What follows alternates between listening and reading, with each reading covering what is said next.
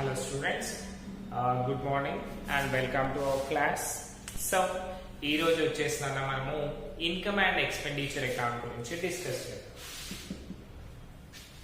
Income and expenditure account.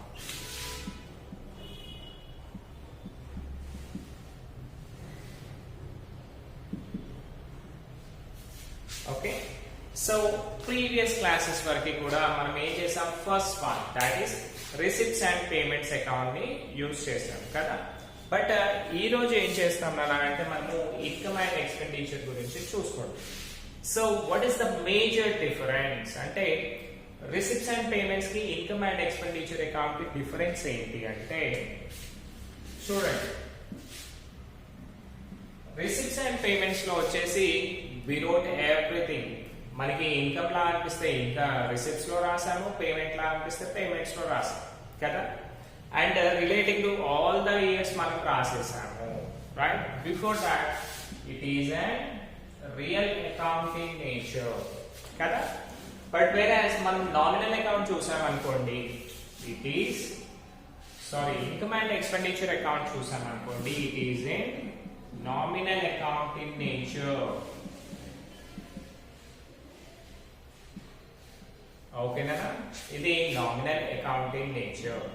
Nominal account rules ఏంటన్నా, that is debit all expenses and losses, credit incomes and gains. అంతే కదా. So expenses and losses, incomes and gains. కాబట్టి మనం ఏం చేస్తామంటే ఈ income and expenditure account లో debit side వచ్చేసి ఎక్స్పెండిచర్ రాస్తాము, క్రెడిట్ సైడ్ వచ్చేసి ఇన్కమ్ రాస్తాము అన్నమాట. So that is the thing అన్న. ఇంకొకటి ఇందులో ఏం చేయాలి తెలుసా, only transactions relating to current year, అంటే all the transactions relating to current year మాత్రమే రాయాలి. అంటే ప్రెసెంట్ ఇయర్ కి సంబంధించినవి మాత్రమే రాయాలి. ఇప్పుడు ప్రెసెంట్ ఇయర్ ఏంటి, already you know that is 2019-20 కదా. ఎందుకంటే 31st March 2020 కదా మనకి. ఓ నో నానా, సారీ. సో 2020 ఆల్రెడీ మనం డిసెంబర్ లో ఉన్నాం కదా. 2020-2021 ఈస్ కరెంట్ ఇయర్ అంటే ప్రెసెంట్ ఇయర్. నెక్స్ట్ దీని ప్రీవియస్ ఏముండేది మనకి, 2019-2020 that is previous year. Next 2021-2022 is next year. అంతే కదా. సో చూడండి, వాట్ హ్యాపెండ్ హియర్, మనకి కావాల్సిన ప్రెసెంట్ ఇయర్ ఇదే కదా, అందుకన్నమాట. Okay, so this is the thing. So మనం ఏం చేయాలి, ఓన్లీ రిలేటింగ్ టు 2020-21 మాత్రమే రాయాలి. ఒకవేళ మనకి ప్రీవియస్ ఇయర్ కానీ నెక్స్ట్ ఇయర్ కానీ ఉన్నాయనుకోండి, వాటిని ఏం చేయాలి, సింపుల్ గా మైనస్ చేయాలి, అంటే డిడక్ట్ చేయాలి. ఇప్పుడు చూడండి, మీరు మెయిన్ ప్రాబ్లమ్స్కి వెళ్ళాక ఈ మైనస్ లైన్ సార్ అనేది మీరే అర్థం చేసుకుంటారు. ఓకేనా, రైట్. మళ్ళీ ఇంకొకటి ఇంతకు ముందు balance brought down carry down అని అనేవాళ్ళు కదా. బట్ ఇప్పుడు మనకి ప్రాబ్లం మొత్తం అయిపోయాక ఇన్కమ్ ఎక్కువ ఉంది, ఎక్స్పెన్సెస్ తక్కువ ఉన్నాయి, అంటే మనకి ప్రాఫిట్ వచ్చింది అనుకున్నాం, అంతే కదా. మనకి డబ్బులు ఎక్కువ వచ్చాయి, ఖర్చులు తక్కువ అయ్యాయి, అంటే ప్రాఫిటే కదా. ఆ ప్రాఫిట్ ని దీంట్లో ఏమనాలి అంటే సర్ప్లస్ అని పిలుస్తారు మీరు. ఓకేనా, రైట్. ఇంకొకటి సెకండ్ సిచ్యువేషన్ ఏముంటుంది, ఇన్కమ్ తక్కువ ఉంది, ఎక్స్పెన్సెస్ ఎక్కువ ఉన్నాయి, అంటే ఖర్చులు ఎక్కువ అయ్యాయి, ఆదాయం తక్కువ అయింది, అంటే ఇన్కమ్ తక్కువ అయింది. సో మనకు వచ్చేది లాస్ కదా. ఆ లాస్ ని మనం ఏమంటాము అంటే డెఫిసిట్ అని పిలుస్తాం అన్నమాట. Surplus means profit, deficit means loss, అంతే కదా. Right. This is the thing కదా. సో ఇవి చాలా చాలా important. Next coming to the last point, surplus or deficit of non-profit organization is transferred to the capital fund of liability side of the balance sheet. అంటే మనం ఏం చేస్తాం, ఇందులో వచ్చిన ప్రాఫిట్ అండ్ లాస్ ఉంది కదా, సర్ప్లస్ కానీ డెఫిసిట్ కానీ, దీన్ని తీసుకెళ్లి డైరెక్ట్ గా బ్యాలెన్స్ షీట్ లో రాస్తాం అన్నమాట. మనకి నెక్స్ట్ బ్యాలెన్స్ షీట్ అనే ప్రాబ్లమ్స్ ఉన్నాయి, ఆ బ్యాలెన్స్ షీట్ లో రాస్తాం. బ్యాలెన్స్ షీట్ లో కూడా ఏం చేస్తాం తెలుసా అన్న, మీరు లాస్ట్ ఇయర్ చూసారు ట్రేడింగ్ ప్రాఫిట్ అండ్ లాస్ అయిపోయింది. ప్రాఫిట్ అండ్ లాస్ లో నెట్ ప్రాఫిట్ వస్తే ఏం చేస్తాం మనము, క్యాపిటల్ కి ప్లస్ చేస్తాం, ఒకవేళ లాస్ వస్తే మైనస్ చేస్తాం కదా. సో అలాగే ఇప్పుడు మీరు సెకండ్ ఇయర్ కాబట్టి దీంట్లో మనము క్యాపిటల్ ఫండ్ అని పిలుస్తాం అన్నమాట.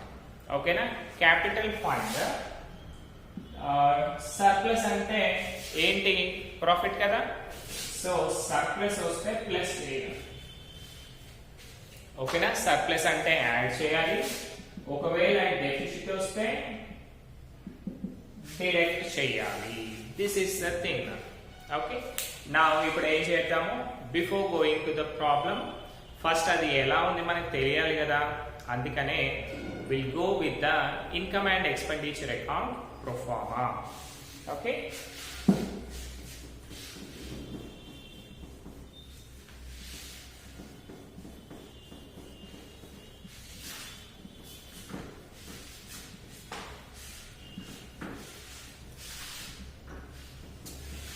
So income and expenditure account proforma చూస్తే, సో మనకి ప్రొఫార్మా చూడండి అన్న, ఫస్ట్ టైటిల్ వచ్చేసి proforma of income and expenditure account అని డ్రా చేయండి. ఆల్రెడీ నాన్న ఇది మొత్తం కూడా మీకు ఫోటో కాపీ పెడతాను, just I will explain what are the things we have in this. Okay, by.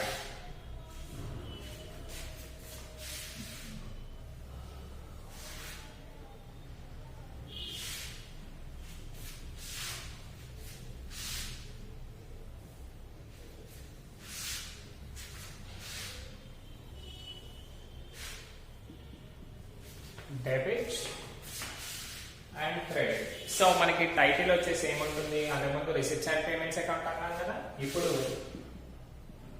Income and expenditure account of, ఎవరి పేరు ఉంటే వాళ్ళ పేరు రాసేయండి, రాసేసి ఫర్ ద ఇయర్ ఎండింగ్ మళ్ళీ డాష్, అక్కడ ఏ ఇయర్ ఉంటే ఆ ఇయర్ రాస్తాం. సో మళ్ళీ ఇక్కడ ఏమొస్తుంది, debit all expenses and losses కదా, కాబట్టి expenditure amount,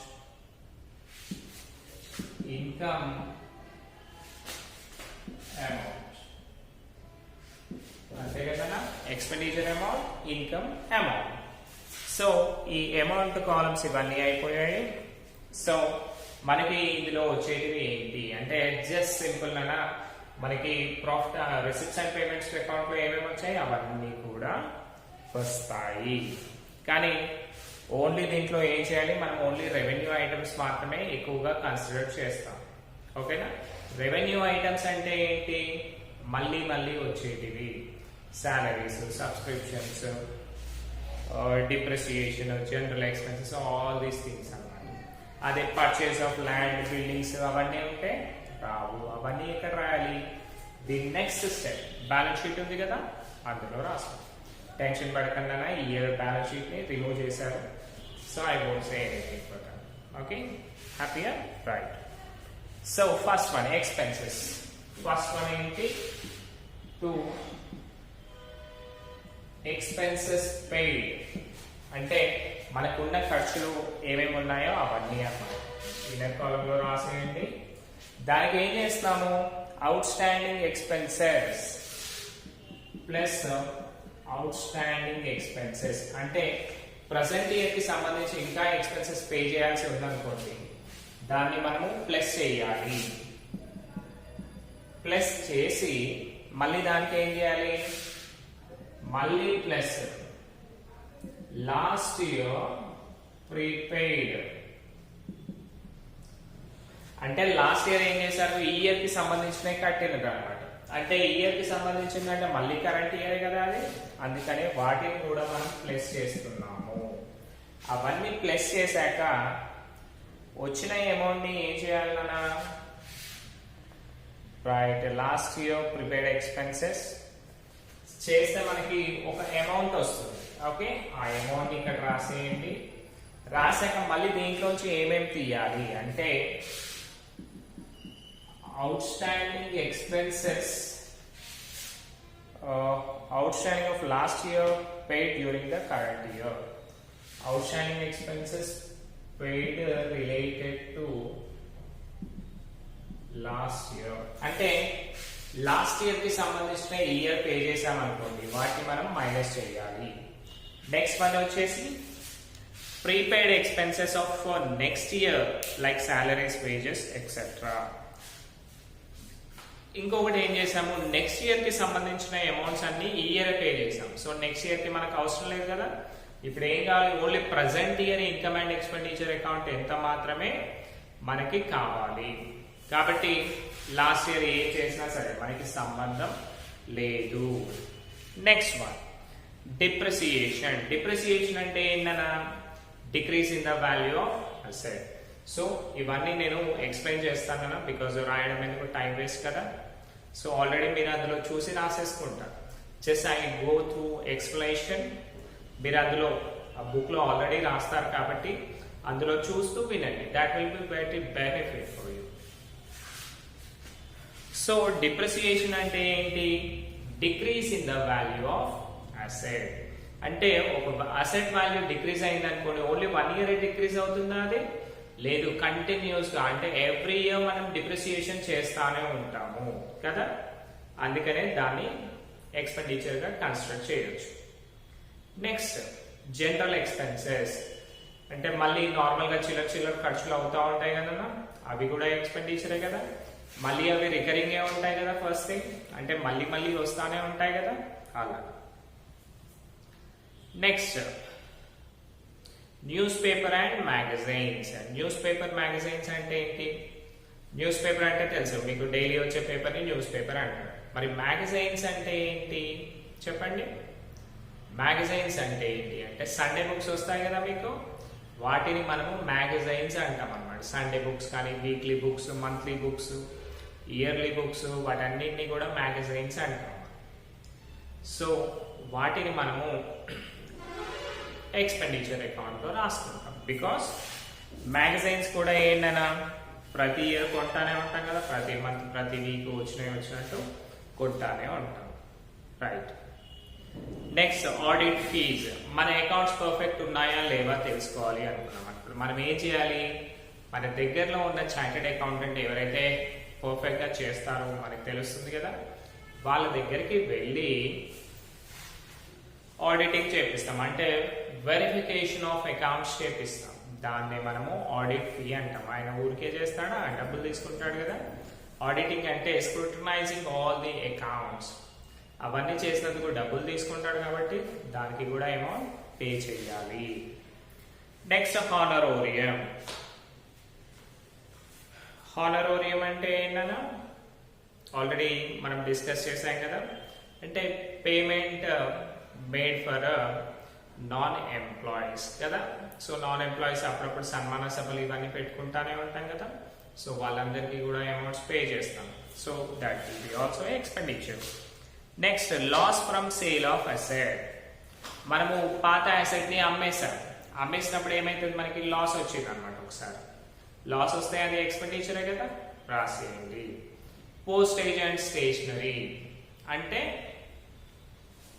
postal graphs, stationery items అంటే books, pens, pencils, all these things. Next bank charges. మనం చూడండి నా బ్యాంక్ లో డబ్బులు వేస్తాము మ్యాక్సిమం, కానీ ఇయర్లీ ఒకసారి మాత్రం ఏటీఎం మెయింటెనెన్స్ చార్జెస్ కదా, అకౌంట్ మెయింటెనెన్స్ చార్జెస్ అండ్ డబ్బులు కట్ చేస్తానే ఉంటాడు కదా. సో వాటిని మనము బ్యాంక్ చార్జెస్ అంటాం. Next entertainment expenses. మళ్ళీ అప్పుడప్పుడు రిఫ్రెష్ కావడానికి అక్కడక్కడ వెళ్లాల్సి వస్తుంది కదా, సో అప్పుడు కావాల్సిన ఎంటర్టైన్మెంట్ ఎక్స్పెన్సెస్ అన్ని కూడా expenditure. Next last one సన్రీ expenses, అంటే అప్పుడప్పుడు చిల్లర ఖర్చులు పెడతాం కదా మనము, వాటిని అన్నమాట. This is the thing. So ఇవన్నీ ఎక్స్పెన్సెస్. సో మీరు అనుకోవచ్చు సార్ సర్ప్లస్ గురించి ఇప్పుడే చెప్పలేదు మాకు అనే డౌట్ ఉంది చాలా మంది కదా, అది లాస్ట్ లో చెప్పాలి కదా, I will say in the last. Okay, now see incomes వచ్చేసి సబ్స్క్రిప్షన్స్ రిసీవ్డ్ బై, ఇదంతా టోటల్ అమౌంట్ వేయాలి కదా, బై సబ్స్క్రిప్షన్స్ రిసీవ్డ్ అంటే ఆ ఇయర్ కి సంబంధించిన సబ్స్క్రిప్షన్స్ కొంతమంది డబ్బులు పే చేస్తూ ఉంటారు కదా వాటి. ఈ సబ్స్క్రిప్షన్స్ లో మనం ఏం చేయాలి, out standing for current year అంటే ఇయర్ కి సంబంధించినవి యాడ్ చేయాలి. Out standing for current year add చేయాలి. రిసీవ్డ్ కూడా ఇక్కడే రాసేయండి. సో మీకు ఇంకొక డౌట్ రావచ్చునా, ఇవన్నీ సార్ లోపలే రాసేది, ఇది ఒకటే బయట ఎందుకు రాసిండు అని. ఎందుకు అంటే ఇది మొత్తం చేశాక ఏదైతే టోటల్ అమౌంట్ వస్తుందో అది మాత్రమే ఇందులో రాస్తాం, బికాస్ దాన్ని మాత్రమే క్యాలిక్యులేట్ చేస్తాం మనం కదా, అందుకు. Plus pre received during last year, pre received during last year అంటే లాస్ట్ ఇయర్ కి లాస్ట్ ఇయర్ ఏం చేశాడు, ఇయర్ కి సంబంధించి పే చేశాడు, అంటే ఇయర్ కి సంబంధించింది అంటే మళ్ళీ కరెంట్ ఇయర్ కింద కదా, కాబట్టి వాటిని కూడా యాడ్ చేయండి. సో ఇవి రెండు యాడ్ చేశాక మళ్ళీ ఏం చేయాలి, సమ్ చేయాలి అంటే టోటల్ చేయాలి. ప్లస్ మళ్ళీ ఆ టోటల్ నుంచి ఏం చేయాలి, minus out standing of last year received during current year. So last year కి సంబంధించిన ఇయర్ వచ్చాయనుకోండి, మనకు అవసరమా అవి లేదు. Out standing of last year received during current year, దాన్ని మైనస్ చేయండి. నెక్స్ట్ లాస్ట్ పని ఏంటి, pre received for next year.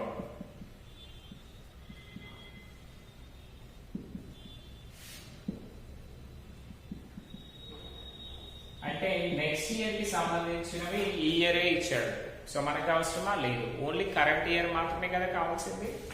So దీన్ని కూడా మైనస్ చేసి వచ్చిన అమౌంట్ ని అవుటర్ కాలమ్ లో రాసేయండి. Next entrance fee. Entrance fee అనేది క్యాపిటల్ అకౌంటింగ్ నేచర్, బికాస్ ఎప్పుడు కూడా ఒకేసారి వస్తుంది కదా. బట్ కొన్నిసార్లు అతను చెప్తాడు consider entrance fee as revenue item అన్నాడు అనుకోండి, అప్పుడు మాత్రమే దాన్ని తీసుకోవాలి, లేకపోతే లేదు. Next membership fee, life membership fee ఇవన్నీ ఉంటాయి కదా, అవి కూడా రెవెన్యూ అంటే మాత్రమే మనము దాన్ని తీసుకోవాలి, లేదు అంటే లేదు. Next lockers rent. మనము క్రికెట్ టోర్నమెంట్స్ అవన్నీ పెడుతున్నాం కదా, అలాంటప్పుడు వాళ్ళు ఏం చేస్తారు, లాకర్ ఫెసిలిటీని యూజ్ చేసుకుంటారు కదా. ఆ లాకర్స్ రెంట్ వచ్చింది అంటే మనకి ఇన్కమే కదా, సో ఇన్కమ్ లో రాసేస్తున్నాం. Next general donations. డొనేషన్స్ అనేవి మాక్సిమం అప్ టు 10,000 15,000 ఉన్నాయనుకోండి, అవన్నిటిని కూడా మనము జనరల్ డొనేషన్స్, చిన్న చిన్న అమౌంట్స్ కదా, స్మాల్ అమౌంట్స్ కదా అవి, సో వాటిని కన్సిడర్ చేయాలి. సపోజ్ డొనేషన్ 1 lakh అన్నాడు అనుకోండి, అది చిన్న అమౌంటా కాదు, అలాంటప్పుడు మనం ఏం చేయాలి, దాన్ని రాయకూడదు. అదే చిన్న చిన్న అమౌంట్స్ వస్తే రాయాలి. Next interest and dividends. So మళ్ళీ మన కంపెనీ నుంచి, అదే మన ఆర్గనైజేషన్ నుంచి మనం ఏం చేస్తాము, అప్పుడప్పుడు ఇంట్రెస్ట్ ఇస్తాం కదా డబ్బులు, ఆ ఇంట్రెస్ట్ అమౌంట్ కానీ షేర్స్ అండ్ డిబెంచర్స్ పైన వచ్చే అమౌంట్ ని డివిడెండ్స్ అంటాం. అవి వచ్చాయనుకోండి, అది కూడా ఇన్కమే కదా, సో అది రాస్తాం. Next interest on investments. మనం ఏం చేసాం, 10-15 lakhs ఇన్వెస్ట్ చేశాం కంపెనీ అమౌంట్స్, సో దానిపైన కూడా డబ్బులు వస్తాయి కదా మనకి, అది కూడా ఇన్కమ్. లాస్ట్ వన్ వచ్చేసి సండ్రీ ఇన్కమ్, అంటే చిన్న చిన్న ఇన్కమ్స్ వస్తాయి కదా, వాటిని కూడా రాయాలి. సో ఇప్పుడు చూడండి అన్న, టోటల్ అమౌంట్స్ అయిపోయాయి. సో మనం ఏం చేయాలి, assume it as and all the things have been completed and మనం ఏం చేస్తాము టోటల్ అమౌంట్స్ కింద రాసేస్తాం. These are the total amounts. Total amounts రాసేసాం కదా. రాసాక మీకు ఇన్కమ్ ఎక్కువ ఉంది ఎక్స్పెండిచర్ తక్కువ ఉంది అనుకుందాం. సో అప్పుడు బ్యాలెన్స్ ఎక్కడ వస్తుందనా ఇట్ సైడ్ కదా వచ్చేది, రైట్. అంటే excess of income over expenditure. Income ఎక్కువ ఉంది ఎక్స్పెండిచర్ తక్కువ ఉంది అంటే మనకు వచ్చేది ప్రాఫిట్ కదా. ప్రాఫిట్ ని ఏమనుకోవాలని చెప్పాను, సర్ప్లస్. సూపర్. సో ఇక్కడ ఏం చేయండి, సర్ప్లస్ అని రాయండి. టు సర్ప్లస్ అని పెట్టి మళ్ళీ ఏం చేశారు దాని పక్కన బ్రాకెట్ లో రాసేయండి excess of income over expenditure. అంటే మనకి ఇన్కమ్ ఎక్కువ వచ్చింది ఎక్స్పెండిచర్ తక్కువ వచ్చింది కాబట్టి దాన్ని మనం సర్ప్లస్ అనుకున్నాం. సర్ప్లస్ అమౌంట్ వేయండి, టోటల్ టాలీ అయిపోతుంది. సపోజ్ ఇంకొక సిచ్యువేషన్ ఏంటి, మనకి ఎక్స్పెండిచర్ ఎక్కువ ఉంది ఇన్కమ్ తక్కువ ఉంది అంటే మనకి లాస్ కదా. లాస్ వస్తే దానికి ఒక వర్డ్ చెప్పాను, ఏంటది, deficit, right. By deficit. Deficit అంటే ఏంటన్నా excess of expenditure. Excess of